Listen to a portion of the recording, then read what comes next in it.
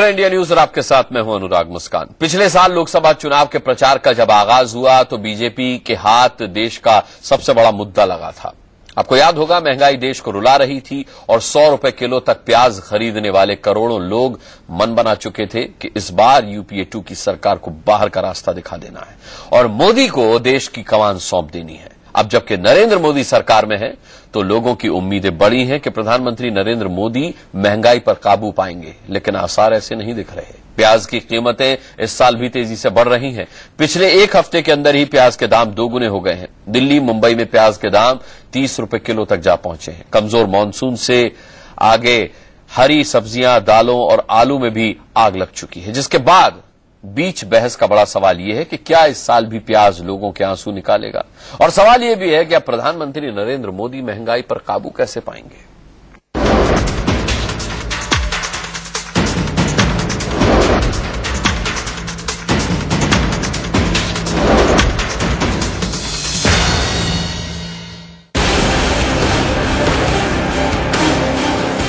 दो दिन में भाव बढ़ गया है। ये दिख रहा है कि प्राइस बहुत ज्यादा बढ़ गए हैं। जिस महंगाई को बड़ा मुद्दा बनाकर नरेंद्र मोदी सत्ता के शिखर तक पहुंचे और जिस महंगाई पर काबू पाने के लिए आज उन्होंने अपने मंत्रियों के साथ अहम बैठक की, वही महंगाई एक बार फिर प्याज की शक्ल में देश को रुलाने को तैयार दिख रही है। पिछले एक हफ्ते से लगातार सब्जियों के दाम बढ़ रहे हैं और इसमें सबसे ज्यादा उछाल प्याज की कीमतों में देखा जा रहा है। देश के दो बड़े महानगरों दिल्ली और मुंबई के खुदरा बाजार में प्याज की कीमतें 2 गुनी बढ़ गई हैं।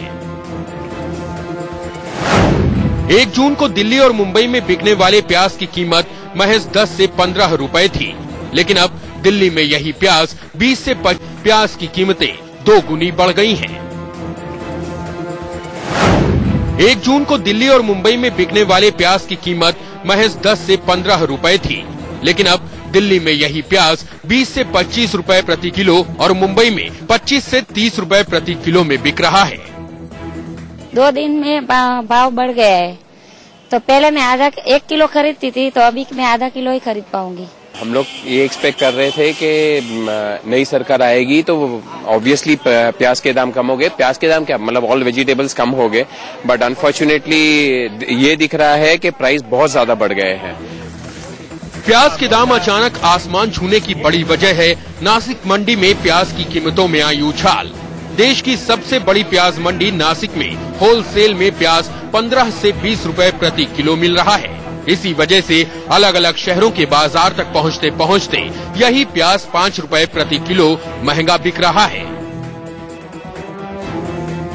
मंडियों में, होलसेल मंडियों में नासिक के 500 रुपए से लगा के तो 1700 रुपए तक प्याज बिक रहा है।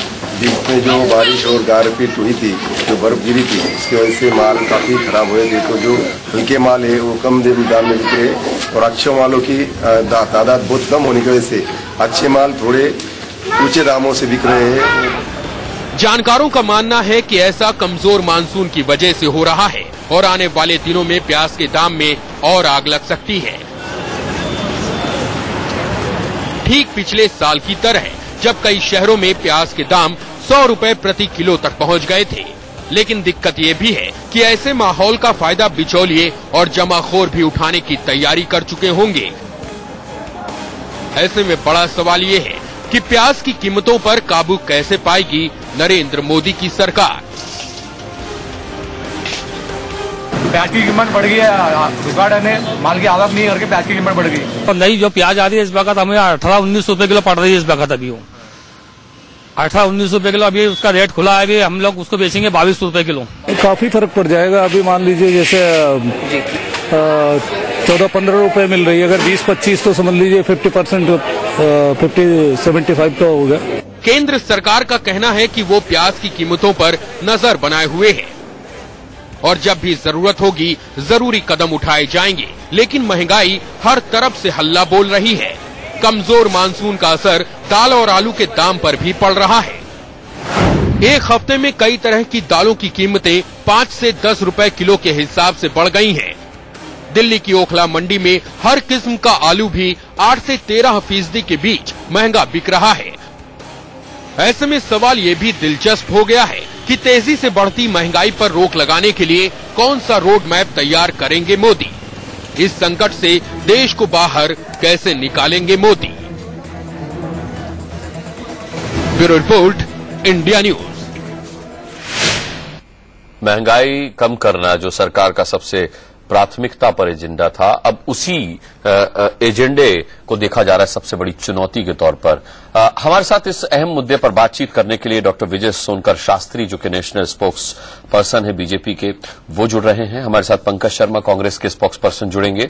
हमारे साथ यहां स्टूडियो में मौजूद हैं गाजीपुर सब्जी मंडी के चेयरमैन मुकेश तिवारी जी, और जो नरेंद्र मोदी की उनके कैबिनेट के मंत्रियों के साथ बैठक होने वाली है महंगाई के अहम मुद्दे पर, जो मंत्री उन्हें प्रेजेंटेशन देंगे, उस बैठक पर लगातार सुबह से ही मिथिलेश हमारे संवाददाता नजर बनाए हुए हैं। मिथिलेश, एक बहुत बड़ा सवाल है कि एक तरफ महंगाई लगातार बढ़ती जा रही है, अब प्याज के दाम दोगुने हो चुके हैं, और महंगाई कैसे कम हो इस पर मंत्री अभी नरेंद्र मोदी को कुछ ही देर में प्रेजेंटेशन देने वाले हैं। बैठक के बारे में जानना चाहेंगे, कब शुरू होगी और उस प्रेजेंटेशन में क्या कुछ होगा, क्या कुछ खबर? अनुराग, बैठक शुरू हो चुकी है और सूखे की आशंका, कमजोर मानसून के तहत इसके बाद जो खाद्य भंडारण, खाद्य आपूर्ति और महंगाई पर चर्चा होगी। कुल मिलाकर जो सूत्रों ने हमें जानकारी दी है और अब तक सरकार के पास जो विकल्प है, आपको जानकारी दूंगा। कृषि मंत्रालय, खाद्य आपूर्ति मंत्रालय, जल संसाधन, रसायन एवं उर्वरक मंत्रालय, इन 4 मंत्रालयों की तरफ से प्रेजेंटेशन होगा। उसमें वित्त मंत्री अरुण जेटली भी मौजूद रहेंगे। अगर हम कृषि मंत्रालय की बात करें तो अगर सूखे की आशंका है और सूखा पड़ता है उस सूरत में कम पानी की जरूरत वाले बीज की उपलब्धता पर जोर दिया जाएगा। हालांकि हर खेत को पानी, ये नारा है नरेंद्र मोदी सरकार का, ऐसे में खेतों तक पानी कैसे पहुंचाया जाए, इस पर भी जोर होगा। वैकल्पिक फसल जैसे धान की जगह पर नकदी या मोटा अनाज उपजाने पर जोर दिया जाएगा। साथ ही साथ केंद्रीय शोध एवं अनुसंधान के जरिए मिट्टी की जांच के बाद फसल की उपलब्धता पर जोर होगा। फसल बीमा योजना में सुधार करने के लिए भी सूत्रों ने हमें जानकारी दी कि उसमें सुधार किया जाएगा ताकि किसान आश्वस्त रहें कि उन्होंने जो कम से कम लागत है वो उन्हें प्राप्त हो जाएगी।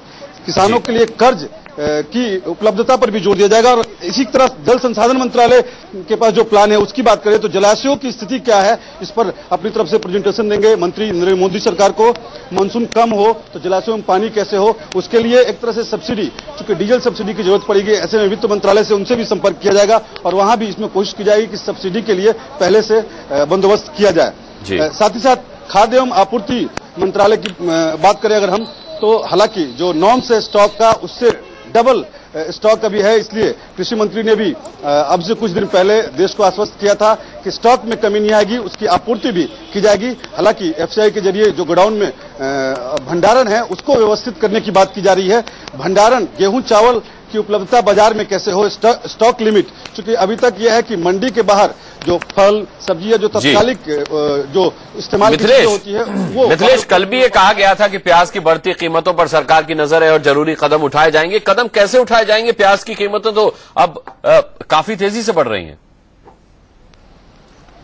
जी बिल्कुल, दरअसल तत्कालिक चीजों की और, हालांकि जब हमने कल ये सवाल पूछा था कृषि मंत्री से, उन्होंने कहा था कि इन चीजों पर हमारी नजर है, हम कालाबाजारी को, जमाखोरी पर रोक लगाने की कोशिश करेंगे और इसी के लिए स्टॉक लिमिट हो सकता है कि बढ़ाया जा सके, क्योंकि अब तक कारोबारियों के लिए एक लिमिट होता है, उसको बढ़ाकर के चीजों को नियंत्रित करने की कोशिश की जा सकती है। लेकिन कुल मिलाकर कहें तो लॉन्ग टर्म स्थिति क्या होगी, सरकार किस तरीके से चीजों को संभालेगी, इस पर पहली बार तत्परता से कार्रवाई करती हुई सरकार नजर आ रही है। और सूत्र हंसकर ये कहते हैं कि पहले मांग के अनुसार आपूर्ति की बात की जाती रही है, अब हमारी रणनीति होगी आपूर्ति लोगों तक कैसे पहुंचाई जाए। और पहले सारी चीजों को, जैसे संकट आने के बाद कार्रवाई शुरू होती है, इस बार सूखे की आशंका के पहले ही मोदी सरकार अपनी तरफ से कार्रवाई कर रही है। कम से कम लोगों तक ये संदेश पहुंचाने की कोशिश है कि सरकार तत्परता से कार्रवाई करेगी, भरोसा दिलाने की कोशिश है।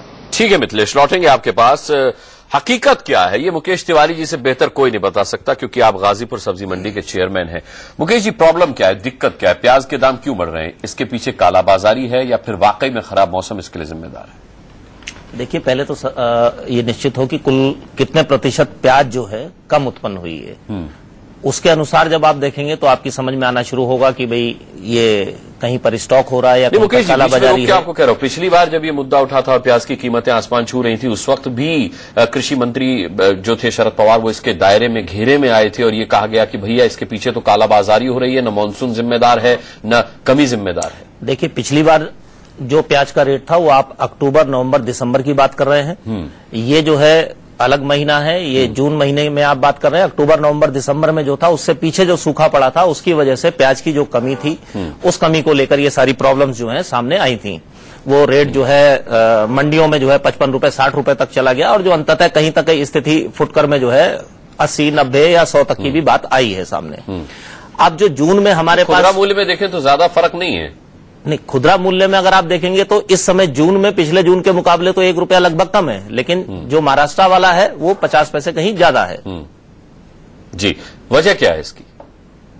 कितने प्रतिशत प्याज कम हुई है? क्या मतलब मुझे ये इस तरीके से तो नहीं कहना चाहिए। अभी हम दिल्ली में प्याज को जितना भी हमने लिया है, महाराष्ट्र में आप प्याज का रेट देखेंगे वो अलग है, मध्य प्रदेश में आप इंदौर में रेट देखेंगे वो अलग है, दिल्ली में फिर भी कहीं ना कहीं उनसे 50 पैसे 60 पैसे सस्ता है। आज उनका रेट बढ़ गया क्योंकि हमारे पास 4 दिन बाद ट्रक पहुंचता है, तो 4 दिन पहले वाला रेट अलग था।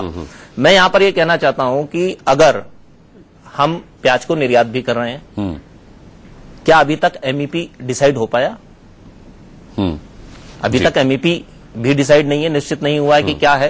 सरकार उस पर जरूरी कदम उठा रही है। अगर 30 रुपए किलो और दिल्ली में 25 रुपए किलो प्याज बिक रहा है तो उसमें ऐतराज है आपको कोई? नहीं, मतलब बॉम्बे में 30 रुपए और दिल्ली में 25 बिक रहा है ना। बॉम्बे में जो 30 बिक रहा है वो आज का रेट है और दिल्ली में जो आज 25 रुपए बिक रहा है वो 4 दिन पहले खरीदा गया रेट है। कल दिल्ली भी कहीं ना कहीं 26, 27 या 28 की रेंज में चली जाएगी। यानी आप मान रहे हैं कि आगे चल के दिल्ली में भी रेट बढ़ेंगे इसके? अगर वो प्याज की कमी को बता रहे हैं या प्याज एक्सपोर्ट भी हो रही है, वो भी एक चीज है, और अगर प्याज कम होती है तो मांग और आपूर्ति का नियम लागू होता है। लेकिन ये जो विषय है, इस विषय पे पहले भी कई बार जो है मैं इन चर्चाओं में शामिल हो चुका हूं। उन चर्चाओं में शामिल होकर मैं ये कह रहा हूं कि ये जो भी चीज स्टोर होने लायक है उस पर एक जो है पारदर्शी नीति तैयार हो। ठीक है, ठीक है, मैं लौटूंगा मुकेश जी आपके पास। विजय सोनकर शास्त्री जी, क्या कहना चाहेंगे इस पर? एक बार आपकी सरकार पहले भी प्याज के आंसू रो चुकी है।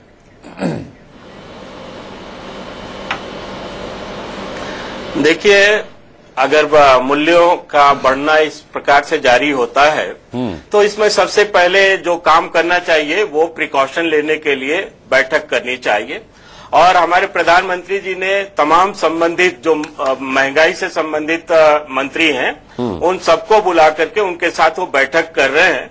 और मुझे पूरा विश्वास है कि बैठक में जो निर्णय लिया जाएगा वो शायद महंगाई को न बढ़ने के देने के लिए और उसे रोकने के लिए पर्याप्त निर्णय होगा। और होता क्या है कि जब समस्या आ जाती है तब फिर हम सोचने लगते हैं या अपने विशेषज्ञों से उस पर राय लेने लगते हैं, तो उस समय थोड़ी कठिनाई होती है। पर अभी कठिनाई जो होने वाली है इसकी आशंका है, जैसे सूखे की भी बात हो रही है, मानसून की भी बात हो रही है जी। और इसको देखते हुए अगर प्रिकॉशन लेने की कोशिश अगर प्रधानमंत्री जी कर रहे हैं तो ये अपने आप में ही एक इस बात का द्योतक है कि वो महंगाई पर नियंत्रण करने का कोशिश कर रहे हैं और ये सफल कोशिश होगी। नहीं, कोशिश तो पिछली सरकार ने भी की थी। शीला दीक्षित ने दिल्ली में खुद काउंटर लगा के प्याज बेचे थे, आप लोगों ने भी खैर काउंटर लगा के प्याज बेचे थे। लेकिन हल क्या है? क्या बैठकों से, क्या चिंता से हल हो जाएगा? क्योंकि तिवारी जी साफ यहां स्टूडियो में बैठ के बता रहे हैं कि आगे आने वाले समय में प्याज के दाम और बढ़ेंगे। नहीं, देखिए, जिस प्रकार की स्थिति होती है खासतौर से व्यापारी वर्ग में भंडारण वो व्यवसाय को लेकर के जिस प्रकार वो ज्यादा दाम कमाने की एक ललक होती है, ये सब सारी चीजें कहीं न कहीं काउंटर करती हैं। पर इन सब सारी चीजों पर नियंत्रण किया जा सकता है अगर हम अपनी नीतियों को सही ढंग से ले आए और समय रहते प्रिकॉशन ले और साथ में जो हमारे रिजर्व स्टॉक है उसको सही ढंग से उसका उपयोग करें और खासतौर से जो डिस्ट्रीब्यूशन इत्यादि का जो चैनल है उसको उस पर पूरा नजर रखे। हमें लगता है कि ये पर्याप्त होगा नियंत्रण करने के लिए और ऐसा ही होगा। ये प्रयास तो पंकज शर्मा जी आपकी तरफ से, आपकी सरकार की तरफ से भी किए गए थे, फिर फर्क क्या रह गया? कालाबाजारी की बात आप भी करते थे, विजय सोनकर शास्त्री भी कर रहे हैं। आपकी आवाज साफ नहीं आ रही है, जरा। नहीं, देखिए, पंकज जी अब आ रही है मेरी आवाज आपको? समझ में नहीं आ रही है, ब्रेक कर रही है आवाज, दोबारा पूछेंगे? मैंने आपसे पूछा कि जो विजय सोनकर शास्त्री कोशिशों का ब्यौरा दे रहे हैं, यही कोशिशें तो आपकी सरकार की तरफ से भी की गई, लेकिन हुआ कुछ नहीं था। आपकी सरकार भी कालाबाजारी पर लगाम की बात करती थी, विजय सोनकर शास्त्री भी यही बात कर रहे हैं। क्या फर्क रह गया दोनों सरकारों में? बिल्कुल ही गायब। पंकज शर्मा तक हमारी आवाज नहीं पहुंच पा रही है। चलिए, इस सवाल का जवाब विजय सोनकर शास्त्री जी आप भी दे सकते हैं। एक महत्वपूर्ण बात मैं बतलाना चाहूंगा जी। मैं एक और बात बतलाना चाहता हूं। अगर आज के वर्तमान मार्केट का ट्रेंड देखें तो महंगाई करीब 0.1% कम हुई है। और खासतौर से जो ये महंगाई में गिरावट है, ये इस बात का द्योतक है कि किसी वस्तु विशेष का अगर दाम बढ़ता है तो उसको अपनी योजना के हिसाब से कंट्रोल किया जा सकता है। और यह होगा, इसीलिए प्रिकॉशन के लिए अगर प्रधानमंत्री जी संबंधित मंत्रियों के साथ अपनी बैठक कर रहे हैं तो ये बहुत अहम बैठक है और इसका निर्णय निश्चय ही महंगाई, प्याज के दाम को नियंत्रित करने की दिशा में। यही तो मैं कह रहा हूं विजय सोनकर शास्त्री जी, बैठकों का दौर तो यूपीए 2 की सरकार में भी चला था, लेकिन उसका नतीजा कुछ सामने नहीं आ पाया था और बैठकें याद भी कर रहे हैं। एक फर्क था उन लोगों ने जब ये बैठकों का दौर तब शुरू किया जब समस्या सुरसा की तरह पूरा मुंह खोल चुकी थी और प्याज को निगल चुकी थी। हकीकत ये है कि आज मुद्रास्फीति भी एक अंक में हो गई है। हाँ। जबकि उन दिनों मुद्रास्फीति लगातार डबल डिजिट में चल रही थी। तो मुझे ऐसा लगता है कि ये जो 2-4 दिनों में जो मार्केट पर असर दिखाई दिया है और इन्फ्लेशन रेट जो डबल डिजिट से सिंगल डिजिट में आया है, यह इस बात का द्योतक है कि किसी वस्तु विशेष का अगर दाम बढ़ता है तो उसे योजना के साथ, इच्छा शक्ति के साथ, मुस्कान जी मैं इसमें एक दो लाइनें अपनी जोड़ना चाहता हूँ। किया जा सकता है। ठीक है शास्त्री जी। जी तिवारी, मैं मुस्कान जी ये कहना चाहता हूँ, शास्त्री जी तक भी ये बात पहुंचाना चाहता हूँ कि 2014 का ये रेट जिस पर हम बात कर रहे हैं, 2012 में ये प्याज जो है 5 से 7 रुपए राजस्थान की प्याज थी, इसी महीने में 5 से 7 रुपए किलो थी और 6 से 7.5 रुपए महाराष्ट्र की थी। उसके बाद एक सूखे का कारण आया, 2013 का रेट जो है वो ठीक डबल हो गया। आज 2014 पे भी रेट ठीक डबल है। आप कह रहे हैं कि भाई पिछली सरकारें, में किसी सरकारों का समर्थन या किसी सरकारों का विरोध नहीं कर रहा हूं। पिछली सरकारों ने जो है जब सूखे का कारण आया, 2013 का रेट जो है वो ठीक डबल हो गया। आज 2014 पे भी रेट ठीक डबल है।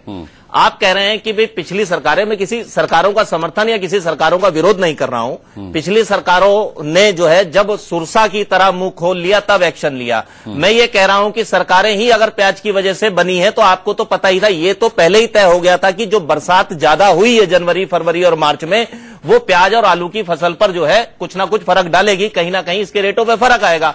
तो अधिकारी तो इस बाबत पहले से ही तैयार रहे होंगे, कोई ना कोई तो योजना होगी। मैं कह रहा हूं कि एक्सपोर्ट को लेके जो एमईपी है, अभी तक तो एमईपी ही सामने नहीं है कि एमईपी क्या है।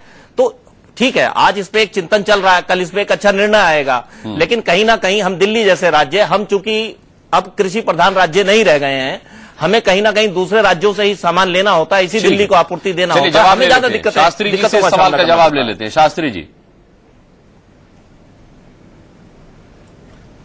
देखिए, तिवारी जी जो बातें कह रहे हैं, सच्चाई ये है कि हम लोग भी एक ऐसे ही परिवार से जुड़े हैं जिसका व्यवसाय प्याज से ही संबंधित है और हमारी भी आड़त वाराणसी में है और हम लोग प्याज का, एक मेरी आड़त पूरी की पूरी प्याज के ही काम में लगी हुई है। हम लोग जानते हैं कि इसका किस प्रकार से सारी चीजें होती हैं। मैं बिल्कुल आपको बतलाना चाहता हूं कि सरकारी नीतियां बहुत हद तक प्रभावित करती हैं। आप देखिए, पिछली बार जब भी किसी भी वस्तु का दाम बढ़ता था तो उसके पहले सरकार की तरफ से कुछ ऐसे स्टेटमेंट होते थे, ऐसा पैनिक क्रिएट करने की कोशिश होती थी और कहीं न कहीं ऐसा भी लगता था कि जैसे किसी खास वर्ग विशेष को ये मैसेज देने की कोशिश हो रही है कि वो अलर्ट हो जाए, यानी उसको लाभ पहुंचाने की। वाराणसी में क्या रेट लगा रहे हैं शंकर शास्त्री जी? आपकी आड़त पर प्याज स्वरूप बदला हुआ है। देखिए इस समय आज के दिन में हमारे यहाँ पर प्याज 23 रुपए 24 रुपए तक का बिका है।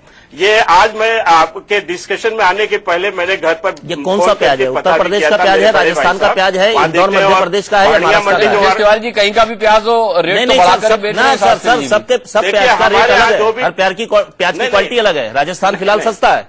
नहीं, देखिए, हमारे यहाँ जो भी प्याज आता है वो मुख्य रूप से जो अभी मैं तो इधर 2-3 सालों से बहुत ज्यादा उससे संबंधित नहीं हूँ, पर जो भी आता है वो हम लोगों का मेन इंपोर्ट होता है नासिक से और लाचलगांव से, धुलिया से, निफाड से, ऐसे कई जगहों से हमारे यहाँ आता है। ठीक है, जो महाराष्ट्र का ही प्याज कहा जा सकता है, पर अभी कहाँ से आ रहा है, आज कहाँ से आया होगा ये मैं नहीं कह सकता। ठीक है। पंकज शर्मा जी, विजय सोनकर शास्त्री जी अपनी आड़त से 23 रुपए से 25 रुपए किलो तक प्याज बेच रहे हैं। इनसे क्या उम्मीद करें कि प्याज के दामों में या महंगाई में कमी लाएंगे ये?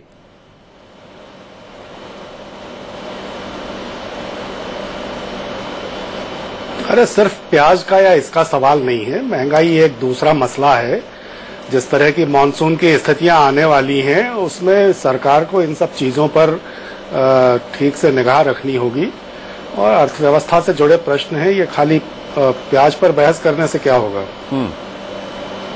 नहीं, प्याज से सरकारें गिर जाती है सर। एक बार ये प्याज के आंसू रो चुके हैं। पिछली यूपीए 2 की सरकार में आपने देखा था शीला दीक्षित को खुद प्याज बेचनी पड़ गई थी।